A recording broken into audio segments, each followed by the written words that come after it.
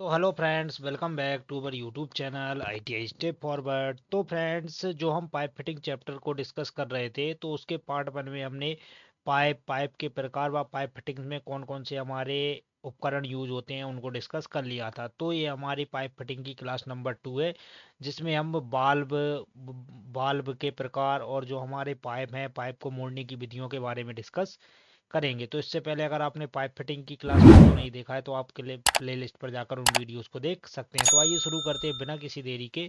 क्या बोल रहा है बाल्ब? तो बाल्ब में हमारा पहला आ जाता है गेट वाल्व। क्या बोल रहा है? गेट वाल्व गेट की भांति कार्य करता है। गेट वाल्व किसकी भांति कार्य करता है? गेट की भांति कार्य करता है। यह वाल्व पूरा खुलने पर बिना किसी रुकावट के पानी को निकलने के लिए रास्ते की व्यवस्था करता है। इस वाल्व से या तो पानी पूरी तरह खुला रखा जाता है या पूरी तरह बंद रखा जाता है। पानी के बहाव को नियंत्रण कंट्रोल के लिए इसे प्रयोग में नहीं लिया जाता है। इस वाल्व का प्रयोग मुख्य सप्लाई लाइन के लिए बहुत ही उपयोगी है। नोट क्या बोला है? गेट वाल्व को स्लूइस वाल्व भी कहते हैं। जो हमारा गेट वाल्व रहता है उसको स्लूइस वाल्व भी कहते हैं। तो जो गेट वाल्व रहता है फ्रेंड्स, गेट की भांति कार्य करता है। मतलब जो गेट वाल्व रहता है उसको क्या करते हैं, अगर हमने एक बार खोल दिया तो उसको खुला ही रखा जाता है, अगर बंद कर दिया है तो उसको बंद ही रखा जाता है। मतलब पानी को नियंत्रण कंट्रोल के लिए हम गेट वाल्व का यूज नहीं करते हैं। तो इतना आपको याद रखना है कि पानी का मतलब इसका प्रयोग कहाँ किया जाता है? मुख्य सप्लाई लाइन के लिए। मतलब बहुत ही उपयोगी, जहाँ एक बार पानी को ओपन कर दिया तो वो ओपन ही रहेगा, बंद कर दिया तो बंद ही रहेगा। मतलब इसका प्रयोग बहाव को कंट्रोल करने के लिए नहीं किया जाता है। इसका दूसरा नाम क्या है? गेट वाल्व को स्लूइस वाल्व भी कहते हैं। तो आप ये डायग्राम में देख सकते हैं, ये हमारे गेट वाल्व के डायग्राम को दर्शा रहा है। ये डायग्राम आप देख सकते हैं, ये हमारा कौन सा वाल्व है? ये हमारे गेट वाल्व को दर्शा रहा है। ये डायग्राम में आप देख सकते हैं। फ्रेंड, डायग्राम इसलिए आपको दिखाया जा रहा है क्योंकि डायग्राम भी हमसे कभी कभी एग्जाम में डायग्राम डायरेक्ट देके पूछ लेता है कि हमारा कौन सा वाल्व है। तो ये हमारे गेट वाल्व के डायग्राम को दर्शा रहा है। चलिए आगे बढ़ते हैं। अब आ जाता है सेकंड हमारा ग्लोब वाल्व। अब ग्लोब वाल्व क्या रहता है? तो ग्लोब वाल्व को थ्योरी को हम पढ़ लेते हैं। क्या बोल रहा है? इस वाल्व का प्रयोग पाइपिंग प्रणाली में बहुत अधिक किया जाता है। मतलब पाइपलाइन में बहुत अधिक किया जाता है। इस वाल्व के द्वारा पानी, भाप और हवा या गैसों को कंट्रोल किया जाता है। मतलब पानी हुआ, भाप हुआ, हवा हुआ या गैसों को कंट्रोल किया जाता है। इसकी बॉडी के बीच का भाग ग्लोब के आकार का होता है, इसलिए इसको ग्लोब वाल्व भी कहते हैं। इसकी जो बॉडी के बीच का भाग रहता है कैसा? ग्लोब के आकार का रहता है, इसलिए इसको क्या बोलते हैं? ग्लोब वाल्व भी कहते हैं। इस वाल्व के द्वारा पानी, तेल, हवा, भाप आदि को कंट्रोल किया जाता है। जब इस बाल्ब को क्लॉकवाइज घुमाया जाता है तो यह बाल्ब को बंद कर देता है और उसकी प्रवाह रुक जाती है। मतलब जब इसको क्लॉकवाइज हम घुमाएंगे तो ये क्या करेगा? हमारे पानी के प्रवाह को बंद कर देता है और उसकी प्रवाह रुक जाती है।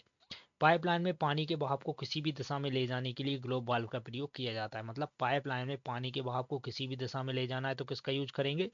ग्लोब वाल्व का यूज करेंगे। तो डायग्राम आप देख सकते हैं, ये हमारे ग्लोब वाल्व के डायग्राम को दर्शा रहा है। ये आप देख सकते हैं, ये हमारा कौन सा है? ग्लोब वाल्व है। ये इसके अलग अलग पार्ट्स हैं, जैसे ऊपर का पार्ट हमारा हैंड व्हील है, ये जो बीच का भाग दिखा रहा है ये हमारा स्पिंडल और शाफ्ट है, ये इस तरफ ये दिखा रहा है ये हमारे ग्लैंड नट को दर्शा रहा है, ये हमारे स्टफिंग बॉक्स को दर्शा रहा है। तो ऐसे ये इसके पार्ट्स को बांटा गया है। तो इसके पार्ट्स को भी या इसके पार्ट्स को, अब जैसे एग्जाम में ये इसका पूरा डायग्राम दे दिया और यहाँ पर किसी भी पार्ट को पूछ लिया कि ये किसको दर्शा रहा है, तो ये आपको इसके पार्ट वगैरह नाम इसको याद रखना है। चलिए आगे बढ़ते हैं। थर्ड आ जाता है हमारा नीडल वाल्व। अब नीडल वाल्व क्या रहता है? नीडल वाल्व को भी पढ़ लेते हैं। तो बोल रहा है, यह देखने में ग्लोब वाल्व की तरह होती है। कैसा रहता है? ग्लोब वाल्व की तरह होता है। इसका प्रयोग पानी के बहाव को बारीकी से नियंत्रण करने के लिए किया जाता है। इसमें टेपर नीडल लगी होती है जिससे फाइन कंट्रोल प्राप्त किया जाता है। तो जो नीडल वाल्व रहता है इसका प्रयोग पानी के बहाव को बहुत बारीकी से नियंत्रण करने के लिए किया जाता है। मतलब इसके द्वारा पानी के बहाव को बहुत ही बारीकी से नियंत्रण किया जाता है। तो ये नीडल वाल्व है। नीडल वाल्व के बाद आ जाता है हमारा नॉन रिटर्न वाल्व। तो पहले आप नीडल वाल्व का डायग्राम देख सकते हैं, ये हमारे नीडल वाल्व को दर्शा रहा है, ये आप देख सकते हैं डायग्राम में। ये हमारा कौन सा वाल्व है? ये हमारे नीडल वाल्व को दर्शा रहा है, ये आप देख सकते हैं। इसमें ये देख सकते हैं ये टेपर नीडल लगी हुई है, इसके द्वारा बहुत ही फाइन मूवमेंट, मतलब पानी को बहुत ही फाइन मतलब शुद्धता में कंट्रोल किया जाता है। तो ये हमारा नीडल वाल्व है। अब आ जाता है हमारा नॉन रिटर्न वाल्व। हम नॉन रिटर्न वाल्व की हम थ्योरी को थोड़ा पढ़ लेते हैं। क्या बोल रहा है? नॉन रिटर्न वाल्व को चेक वाल्व या रिफ्लेक्स वाल्व भी कहते हैं। जो नॉन रिटर्न वाल्व रहता है उसको क्या बोलते हैं? नॉन रिटर्न वाल्व को चेक वाल्व या रिफ्लेक्स वाल्व भी बोलते हैं। आगे बढ़ते हैं। क्या बोला है? पाइपलाइन में पानी को एक और ले जाने के लिए इसका प्रयोग किया जाता है। मतलब पाइपलाइन में पानी को एक दिशा में ले जाना है तो किसका वाल्व का प्रयोग किया जाता है? नॉन रिटर्न वाल्व का। पाइपलाइन में इसकी क्रिया ऑटोमेटिक होती है। इस वाल्व को प्रायः कास्ट आयरन, पीतल, कांसा आदि से बनाया जाता है। जो नॉन रिटर्न वाल्व रहता है उसको किससे बनाया जाता है? कास्ट आयरन हो गया, पीतल हो गया, कांसा आदि से बनाया जाता है। ये वाल्व वहाँ प्रयोग किए जाते हैं जहाँ पानी का वाष्प दाब बनने के चांस हो। मतलब जो नॉन रिटर्न वाल्व रहते हैं इनका प्रयोग वहाँ किया जाता है जहाँ पानी के वाष्प दाब बनने के चांस हो। इस प्रकार के वाल्व में एक पल्ला होता है जो पानी के बहाव को बंद होते ही तुरंत रास्ता रोककर विपरीत दिशा में बहाव को रोकता है। इस वाल्व का प्रयोग ऊंचाई वाली पाइपलाइनों में प्रयोग किया जाता है। जो हमारा नॉन रिटर्न वाल्व रहता है इसका प्रयोग ऊंचाई वाली पाइपलाइनों में किया जाता है। नेक्स्ट आ जाता है हमारा प्लग कॉक। अब प्लग कॉक क्या रहता है तो प्लग कॉक को भी देख लेते हैं। क्या बोल रहा है? इसका प्रयोग हाई प्रेशर बहाव के लिए किया जाता है। मतलब जहाँ हाई प्रेशर से हमें पानी को भेजना होता है तो वहां पर प्लग कॉक का यूज किया जाता है। बहाव को रोकने या जाने देने के लिए इसकी बॉडी में एक समांतर या टेपर या गोलाकार प्लग लगा होता है। मतलब पानी के बहाव को रोकने या जाने देने के लिए इसकी बॉडी में भी क्या लगा रहता है? समांतर, टेपर या गोलाकार प्लग लगा होता है। यह पाइप के बोर में क्षेत्रफल के बराबर होल में फिट रहता है। तो पाइप का जो बोर रहता है उसके क्षेत्रफल के बराबर के होल में ये फिट रहता है। डायग्राम आप देख सकते हैं हमारे प्लग कॉक के डायग्राम को दर्शा रहा है। ये आप देख सकते हैं हमारे प्लग कॉक के डायग्राम है।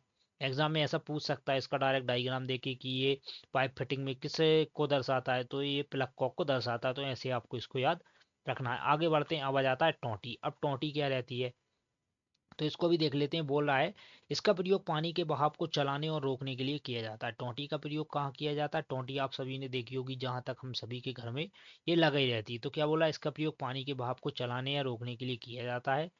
इसके हैंडल को घुमाकर आवश्यक मात्रा में पानी का बहाव लिया या रोका जा सकता है। टोंटी का प्रयोग घरों में ज्यादातर किया जाता है। घरों में ही ज्यादातर इसका यूज किया जाता है। नोट क्या बोला है? दोषयुक्त बासर के कारण पूर्णतः बंद करने के बाद भी टोंटी से पानी टपकता रहता है। अगर हमारी टोंटी का बासर ही खराब है तो अगर हम उसको बंद भी करेंगे तो हमारी टोंटी से पानी टपकता रहेगा। तो उसका कारण क्या है? दोषयुक्त बासर। अगर बासर खराब है तो टोंटी से पानी लगातार टपकता रहेगा। दूसरा नोट क्या बोला है? ये जो जितने भी फ्रेंड्स नोट्स हैं ये पेपर में पूछे गए क्वेश्चन है तो ये आपको बहुत अच्छे से सुनना है। क्या बोला है? सेकंड, स्पिंडल मुड़ा हुआ होने से टोंटी को आसानी से खोला या बंद नहीं किया जा सकता। अगर स्पिंडल हमारा मुड़ा हुआ है तो हम टोंटी को आसानी से खोल या बंद नहीं कर सकते हैं। थर्ड क्या बोला है? स्पिंडल पर बाल्ब ढीला होने से टैप के हैंडल को घुमाने से वह आवाज करता है। अगर स्पिंडल पर जो बाल्ब लगा रहता है अगर वो ढीला होगा तो हम टैप के हैंडल को जब घुमाएंगे तो वह आवाज करेगा। उसके अलावा नोट क्या बोला है? स्पिंडल को लगातार घुमाने पर भी गेट वाल्व का बंद ना होना। अगर गेट वाल्व के स्पिंडल को हम लगातार घुमा रहे हैं और अगर वो बंद नहीं हो रहा है तो स्पिंडल की चूड़ियों के घिस जाने या खराब हो जाने से होता है। अगर स्पिंडल की चूड़ियां घिस गई हैं या खराब हो गई हैं तो जब हम गेट वाल्व के स्पिंडल को लगातार घुमाएंगे या बंद नहीं होगा तो वो हमारे किसका? चूड़ियों के घिस जाने का कारण होता है। नेक्स्ट नोट क्या बोला है? स्टफिंग बॉक्स स्क्रू के चारों तरफ रिसाव का कारण स्टफिंग बॉक्स की पैकिंग का खराब होना। जो स्टफिंग बॉक्स स्क्रू रहता है अगर उसकी पैकिंग खराब है तो उसके रिसाव का कारण क्या होता है? उसकी पैकिंग का खराब होना ही होता है। तो ये आप देख सकते हैं डायग्राम। इसमें अगर आपको अच्छे से समझ में नहीं आ रहा है तो ये इसका डायग्राम अलग से हमने सेट कर दिया है इसमें। तो ये हमारी टोंटी है। तो हमारी टोंटी के भी क्या रहते हैं फ्रेंड्स? अलग अलग पार्ट रहते हैं। कई बार एग्जामों में इसका डायग्राम बना के इसके पार्ट्स के नाम पूछ लिए गए हैं। जैसे 1 नंबर पर क्या है? हमारा हैंडल है। 2 नंबर पे हमारा क्या है? स्पिंडल या शाफ्ट है। 3 नंबर पे हमारा ग्लैंड नट है। 4 नंबर पे हमारा क्या है? स्टफिंग बॉक्स पैकिंग है। 5 नंबर पर हमारा बोनट है। 6 नंबर पर हमारा है मेटल डिस्क होल्डर ऑब्लिक या बाल्ब डिस्क भी इसको बोलते हैं। 7 नंबर पर हमारा क्या है? 7 नंबर पर हमारा बासर है। बासर किसकी हो सकती है? रबर की, लेदर या फाइबर की हो सकती है। 8 नंबर पर हमारा क्या है? 8 नंबर पर हमारा रिटेनिंग नट या बॉसन नट है। 9 नंबर पर हमारा क्या है? बाल्ब सीट है। और 10 नंबर पर हमारा क्या है? टैप की बॉडी है। तो इस प्रकार ये टैप का जो डायग्राम है इसमें अलग अलग ये इसके पार्ट्स रहते हैं। तो एग्जाम में क्या कर सकता है? इसका ऐसा डायग्राम दे सकता है। आपसे 7 नंबर का पूछ सकता है कि इसको क्या बोलते हैं। इन 10 में से कोई भी 4 ऑप्शन दे देगा। उसी प्रकार 4 नंबर का पूछ सकता है। तो इस प्रकार ये इसको आपको याद रखना है। चलिए आगे बढ़ते हैं। अब आ जाता है पाइप फिटिंग में प्रयोग किए जाने वाले विभिन्न प्रकार के औजार। अब पाइप फिटिंग में हम कौन कौन से औजार का यूज करते हैं तो उनको भी देख लेते हैं। तो अब पहला आ जाता है पाइप रेंच। अब पाइप रेंच क्या रहता है तो बोल रहा है इसका प्रयोग पाइप फिटिंग करते समय पाइप को खोलने व कसने के लिए किया जाता है। पाइप रेंच कास्ट स्टील का बना होता है। इसकी बनावट में 2 जास और एक हैंडल होता है। जास को नट के द्वारा समायोजित किया जा सकता है। पाइप रेंच प्राय 150 से 600 mm साइज तक पाए जाते हैं। पाइप रेंच कितने? 150 से 600 mm तक पाए जाते हैं। नोट क्या बोला है? पाइप रेंच के द्वारा 15 mm से 50 mm तक के पाइप पकड़े जाते हैं। जो पाइप रेंच रहता है उसके द्वारा 15 mm से 50 mm तक के पाइपों को हम पकड़ सकती है। तो pipe wrench friends cast steel वगैरह का बना होता है, और पाइप रेंच को हम फ्रेंड्स जो हमारा वह कौन सा होल्डिंग टूल है, जो मतलब हमारा चैप्टर नंबर 4 है, जिसमें हमने मतलब हमारे हैंड टूल्स हैं, उसमें हम इसको पढ़ चुके हैं। तो पाइप रेंच का आपको नोट याद रखना है, 15 से 50 mm तक के पाइप पकड़ सकते हैं। दूसरा आ जाता है चेन पाइप रेंच। क्या बोल रहा है, इस रेंच के द्वारा बड़े बड़े व्यास के पाइपों को खोला या टाइट किया जा सकता है। जो चेन पाइप रेंच रहता है उसके द्वारा बड़े बड़े व्यास के पाइपों को खोला व टाइट किया जा सकता है। चेन रेंच के द्वारा अनियमित आकार के जॉबों को भी पकड़ा जाता है। जो चेन रेंच रहता है उसके द्वारा अनियमित आकार के जॉबों को भी पकड़ सकते हैं।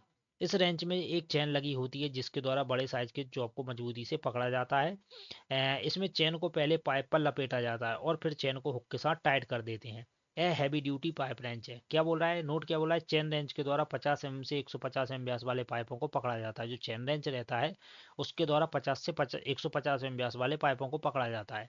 और साधारण जो चेन रेंच रहता है, हमारा नॉर्मल चेन रेंच रहता है, उसके द्वारा 15 से 50।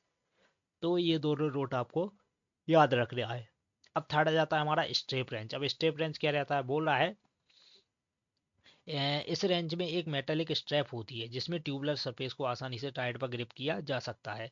इसका प्रयोग फिनिश की हुई ट्यूबलर सरफेसों पर किया जाता है जिसमें फिनिश सरफेसों को खराब होने से बचाया जा सकता है। तो ये हमारे किस डायग्राम को दर्शा रहा है, ये हमारे स्ट्रेप रेंच के डायग्राम को दर्शा रहा है। तो ये आपको याद रखना है, इसका भी डायग्राम हमसे एग्जाम में पूछ सकता है। नेक्स्ट आ जाता है हमारा फुटप्रिंट रेंच। अब फुटप्रिंट रेंच क्या रहता है, तो बोल रहा है इसका प्रयोग बंद स्थानों पर पाइपों की ग्रिपिंग करने और घुमाने के लिए किया जाता है। मतलब पाइपों की ग्रिपिंग वगैरह करना है या घुमाना वगैरह है तो उसके लिए फुटप्रिंट रेंच का यूज किया जाता है।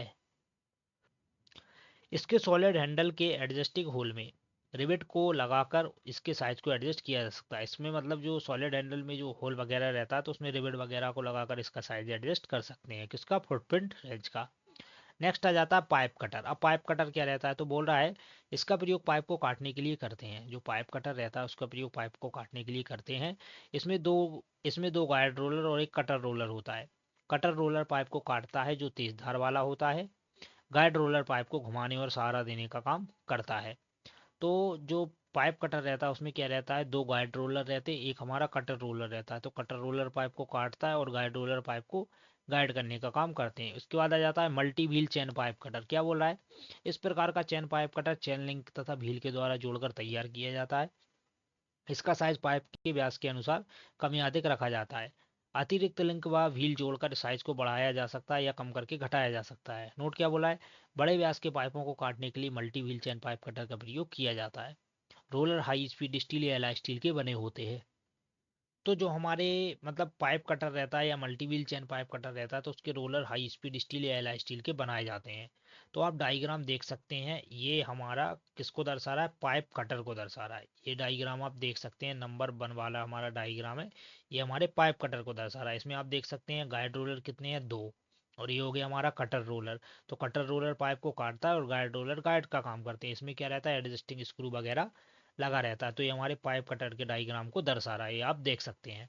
उसके बाद ये जो नेक्स्ट डायग्राम आपको दिख रहा होगा, ये हमारा कौन सा है, ये हमारा फुटप्रिंट रेंच है। अभी हमने फुटप्रिंट रेंच को डिस्कस किया था ना फ्रेंड्स, ये हमारे फुटप्रिंट रेंच है। इसमें आप देख सकते हैं ये एडजस्टिंग होल वगैरह रहते हैं।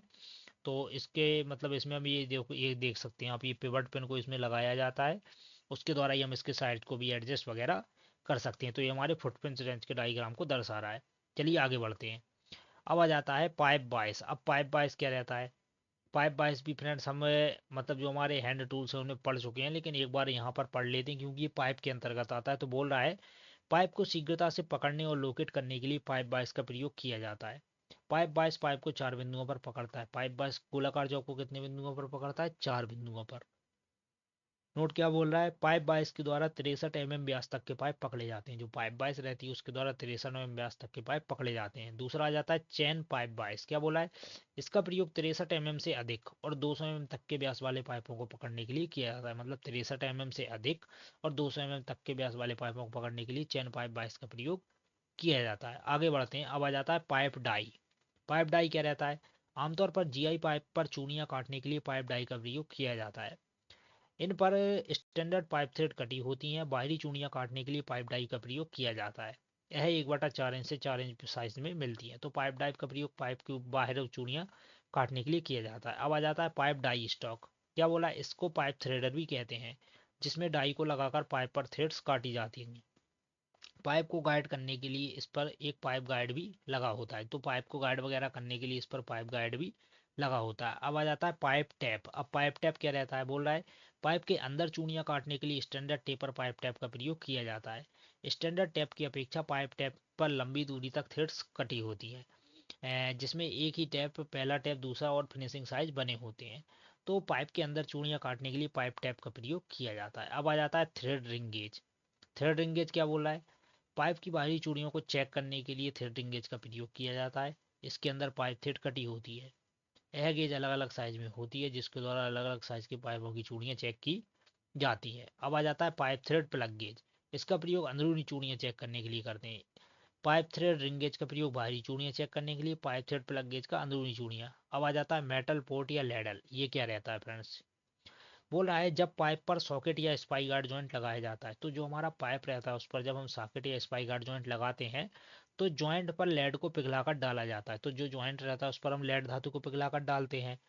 तो लेड को पिघलाने के लिए जिस बर्तन या पोर्ट का प्रयोग किया जाता है उसे मेटल पोर्ट या लेडल कहते हैं। मतलब इसमें ही हम लेड को रखकर उसको पिघला देते हैं, तो इसको ही क्या बोलते हैं, मेटल पोर्ट या लेडल बोलते हैं। अब आ जाता है बिलो लैंप। अब बिलो लैंप क्या रहता है, तो बोल रहा है पाइप फिटिंग में लेड को पिघलाने के लिए बिलो लैंप का प्रयोग किया जाता है तथा पाइप को भी गर्म किया जाता है। मतलब जो बिलो लैंप रहता है इसका प्रयोग लेड को पिघलाने के लिए करते हैं। अब इसमें से आग वगैरह निकलती होगी।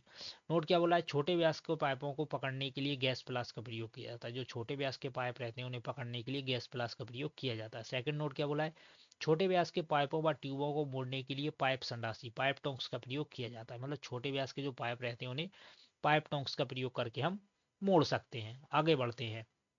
अब आ जाता है पाइप मोड़ने की विधियां, मतलब पाइप को कौन कौन सी विधियों द्वारा मोड़ा जाता है। तो पहली आ जाती है हाथ द्वारा।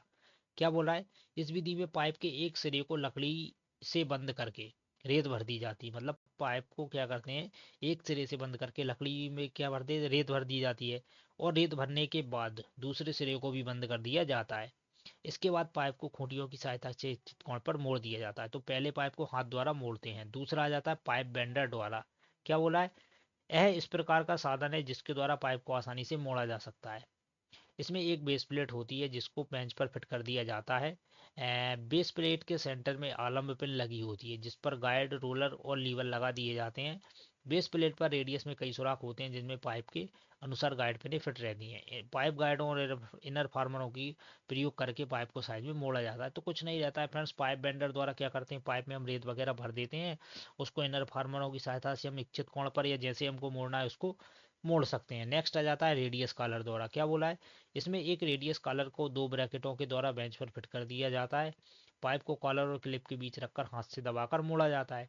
नोट क्या बोला है, रेडियस कॉलर के द्वारा 40 एम व्यास तक के पाइपों को मोड़ा जाता है। ये पॉइंट आपको याद रखना है, ये एग्जाम में पूछा गया क्वेश्चन है। क्या बोला है, रेडियस कॉलर के द्वारा 40 एम व्यास तक के पाइपों को मोड़ सकते हैं। नोट क्या बोला है, एक पाइप बेंडर के फर्मर का चुनाव पाइप के बाहरी व्यास से किया जाता है। जो पाइप बेंडर रहता है, मतलब पाइप को मोड़ने वाला, तो जो फर्मर का चुनाव रहता है वो किससे किया जाता है, पाइप के बाहरी व्यास से किया जाता है। नोट क्या बोला है, माइल्ड स्टील बार को यू आकार में मोड़ा जाता है। जो माइल्ड स्टील की बार रहती है उसको यू आकार में मोड़ा जाता है। तो ये हमारे सभी पूछे गए क्वेश्चन हैं। फोर्थ नंबर आ जाता है हमारा हाइड्रोलिक पाइप बेंडिंग मशीन। क्या बोला है, बड़े साइज के पाइपों को जब मोड़ने की आवश्यकता होती है तो उन्हें मोड़ने के लिए हाइड्रोलिक पाइप बेंडिंग मशीन का प्रयोग किया जाता है। हाइड्रोलिक पाइप बेंडिंग मशीन के द्वारा 75 एम व्यास तक के पाइपों को मोड़ा जाता है। तो हाइड्रोलिक पाइप बेंडिंग मशीन के द्वारा कितने एम एम, 75 एम व्यास तक के पाइप मोड़ सकते हैं। पाँच नंबर पाइप नंबर आ जाता है हॉट बेंडिंग द्वारा। क्या बोला है, इसमें पाइप में रेत भर दिया जाता है और इसके बाद दोनों सिरों को बंद कर दिया जाता है। रेत भर दिया है, दोनों सिरों को बंद कर दिया है। उसके बाद क्या बोला है, इसके बाद पाइप को गर्म करके पाइप को निश्चित कोण में हाथ से मोड़ा जाता है। मतलब गर्म करने के बाद निश्चित कोण से हाथ में मोड़ा जाता है। अब नोट क्या बोला है, लोहे पाइप को 30 डिग्री पर मोड़ने के लिए, लोहे के पाइप को 30 डिग्री पर मोड़ने के लिए पाइप को उसके व्यास के दुगनी लंबाई तक गर्म किया जाता है। अगर 30 डिग्री पर मोड़ना है तो पाइप को दुगनी लंबाई तक गर्म किया जाएगा। सेकंड नोट क्या बोला है, लोहे पाइपों को 45 डिग्री पर मोड़ने के लिए पाइप को उसके व्यास की 3 गुनी लंबाई तक गर्म किया जाता है। अगर 45 डिग्री पर मोड़ना है तो 3 गुना। अब पाइप को 60 डिग्री पर मोड़ने के लिए पाइप को व्यास को 4 गुना लंबाई, अगर 60 डिग्री पर मोड़ रहे हैं तो 4 गुना लंबाई तक।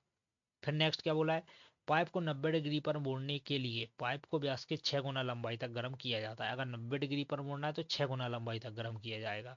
नोट क्या बोला है, 30 से 40 mm व्यास तक के पाइप साधारणतः हस्तोपकरणों से ठंडी अवस्था में जोड़े जाते हैं। मतलब 30 से 40 mm व्यास तक के जो पाइप रहते हैं हस्त मतलब हस्तोपकरणों द्वारा ठंडी अवस्था में ही जोड़े जाते हैं, सॉरी मोड़े जाते हैं। नोट क्या बोला है, फायर ब्रिगेड में कैनवास पाइप प्रयोग की जाती है। जो हमारा फायर ब्रिगेड रहता है उनमें कैनवास पाइप का प्रयोग किया जाता है। फिर नेक्स्ट नोट क्या बोला है, बोरवेल में उतारे जाने वाले केसिंग पाइप 10 से 15 सेंटीमीटर व्यास के होते हैं। जो बोरवेल में हमारे केसिंग पाइप उतारे जाते हैं वो 10 से 15 सेंटीमीटर व्यास के होते हैं। आगे बढ़ते हैं, बैंड की लंबाई व पाइप की कुल लंबाई ज्ञात करना। अब बैंड की कुल लंबाई और पाइप की कुल लंबाई ज्ञात करना, कैसे उसकी लंबाई को ज्ञात करते हैं तो ये भी आप देख लीजिए, हमारे न्यूमेरिकल क्वेश्चन है।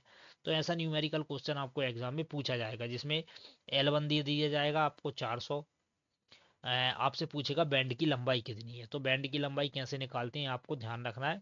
जैसे L1 हमारा 400 दिया है और L2 हमारा यहाँ ये सॉरी L1 और L2 ये हमारे 400 दिए हैं और रेडियस कितना दिया है 100 mm दिया है। तो बैंड की लंबाई हमसे पूछा गया है, तो बैंड की लंबाई निकालने का सूत्र हमारा क्या है, A बराबर 1/4 गुणा 2 इंटू 3.14 गुणा R। कैसे, 1/4 इंटू 2 गुणा 3.14 गुणा R। तो 1/4 का 1/4, 2 का 2 रहेगा 3.14। R कितना दिया है हमें, रेडियस रेडियस दिया है 100। तो इन सभी का जब हम गुणा करेंगे तो कितना आ जाएगा हमारा, ए बराबर आ जाएगा 157.1। तो अब हम पाइप की कुल लंबाई निकालेंगे। तो पाइप की कुल लंबाई कैसे निकालेंगे, L1 प्लस L2 प्लस ए। तो 400 प्लस 400 प्लस 157.1 तो कितना हो जाएगा 957.1 mm हमारे पाइप की कुल लंबाई निकल आएगी। तो कुछ नहीं रहेगा, ऐसा हमारा पाइप रहेगा। L1 L2 हमें दिया जाएगा, पहले हमें रेडियस निकालना पड़ेगा, मतलब ए निकालना पड़ेगा। तो रेडियस के ये कैसे निकालेंगे, बैंड की लंबाई, तो बैंड की लंबाई हम ऐसे निकाल के और जो पाइप की कुल लंबाई है उसमें जोड़ देंगे। अब पाइप फिटिंग में प्रयोग किए जाने वाले कुछ इंपॉर्टेंट चिन्ह रहते हैं जो हमारे एग्जाम में कभी कभी पूछ लिए जाते हैं। तो बैंड 90 डिग्री का सिंबल कैसा रहता है, ऐसा रहता है, ये आप देख सकते हैं। बैंड 45 डिग्री का, ये थोड़ा हमारा झुका हुआ रहता है 45 डिग्री पर। उसके बाद आ जाता है रिड्यूसर कंसंट्रिक, तो कंसंट्रिक रिड्यूसर का डायग्राम ऐसा रहता है। यूनियन स्क्रूड का ये ऐसा रहता है, मतलब बीच में से लाइन खिंची रहती है और ये बीच का भाग ये इसका लंबा रहता है, तो ये हमारे यूनियन स्क्रूड को दर्शाता है। तो ये आप देख सकते हैं बीच में से लाइन जाती है। उसके बाद प्लग और कैप को कैसे दर्शाते हैं, आप देख सकते हैं उल्टा त्रिभुज बनाया हुआ है। जॉइंट सॉकेट को कैसे दर्शाते हैं, तो जॉइंट सॉकेट में बीच में से लाइन जाती है और ये बीच से एक लाइन ऐसी कट कर दी जाती है, तो ये हमारा जॉइंट सॉकेट हो गया। क्रॉस को कैसे दर्शाते हैं, आप देख सकते हैं चारों दिशाओं में फैला हुआ है। एल्बो 90 डिग्री, ये आप देख सकते हैं एल्बो 90 डिग्री का डायग्राम है। ये आप देख सकते हैं एल्बो 45 डिग्री को दर्शाया गया है। उसी प्रकार टी को कैसे दर्शाया गया है, ये आप देख सकते हैं टी को दर्शाया गया है। ये हमारे फ्लैंज को दर्शाया गया है। ये हमारे रिड्यूसर को दर्शाया गया है। ये हमारे रिड्यूसर असेंट्रिक को दर्शाया गया है। ये हमारे किसको दर्शाया गया है, direction of hydraulic flow, hydraulic flow के डायरेक्शन को कैसे दिखाया गया है। ये आप देख सकते हैं यहाँ से ये लाइन गई है, यहाँ से ये त्रिभुज बना है, ये इसको फिर यहाँ से एक लाइन और ये ऐसी गई है, तो ये हमारे डायरेक्शन ऑफ हाइड्रोलिक फ्लो को दर्शा रहा है। ये डायरेक्शन फ्लो ऑफ न्यूमेटिक, इसमें देखिए आप कलर किया गया है, इसमें डायरेक्ट सीधा बनाया गया, तो ये हमारे डायरेक्शन ऑफ न्यूमेटिक फ्लो को दर्शा रहा है। लाइन क्रॉसिंग का ये ऐसा डाइग्राम है। लाइन्स जॉइंट का ये इस तरह दर्शाया गया है। लाइन फ्लेक्सिबल, टेम्परेचर कॉज और इफेक्ट, वेल्डेड जॉइंट को कैसे दर्शाते हैं, शोल्डर और ब्रिज को कैसे दर्शाते हैं, डबल ब्रांच को कैसे दर्शाते हैं, तो ये देख सकते हैं ये डबल ब्रांच के डायग्राम को भी दर्शाया गया है। तो ये हमारे पाइप फिटिंग के कुछ इंपॉर्टेंट सिंबल थे जिनको आप याद रखना है, ये कभी कभी हमारे एग्जाम में पूछ लिए जाते हैं। तो फ्रेंड्स ये था हमारा पाइप फिटिंग चैप्टर। तो इस वीडियो में हमने पाइप फिटिंग चैप्टर को पूरी तरीके से डिस्कस कर लिया है। तो जो हमारी अगली क्लास रहेगी वो रहेगी हमारी जिग और फिक्चर की। जिग क्या रहता है, फिक्चर क्या रहता है, कैसे जिग और फिक्चर का यूज होता है, तो उन सभी को हम नेक्स्ट क्लास में डिस्कस करने वाले हैं। तो आज की क्लास में इतना ही, मिलते हैं फ्रेंड्स इसके नेक्स्ट क्लास में, तब तक के लिए जय हिंद।